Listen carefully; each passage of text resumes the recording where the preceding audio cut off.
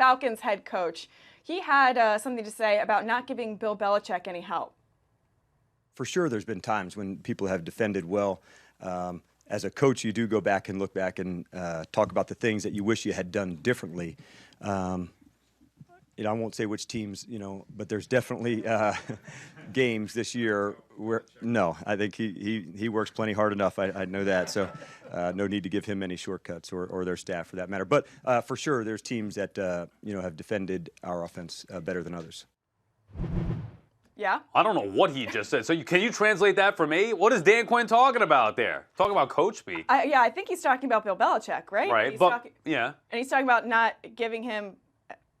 I'm confused. Can somebody help? Maybe you could tweet in with that. Help translate Dan Quinn. Hashtag 120 Sports. I do think the point is, though, that you can't give Bill Belichick any, additional help. And I think when you look at this game, we break it down. I know you get more into that, as the week goes on. We lead up to Super Bowl 51.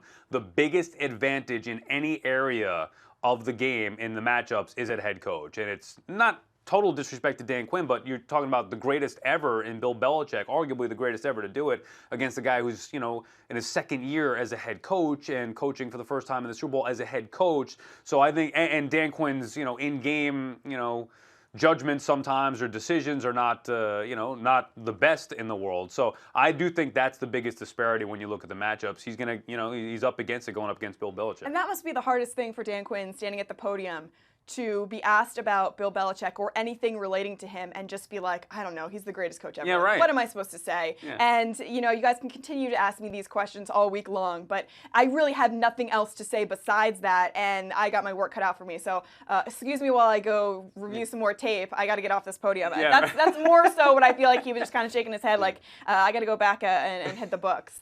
Now, he is familiar as a defensive coordinator, obviously, with the Seahawks going up against the Patriots, but you're right. He looked like he didn't want to waste any more time at the podium. Get there prepping for Bill Belichick and the Patriots.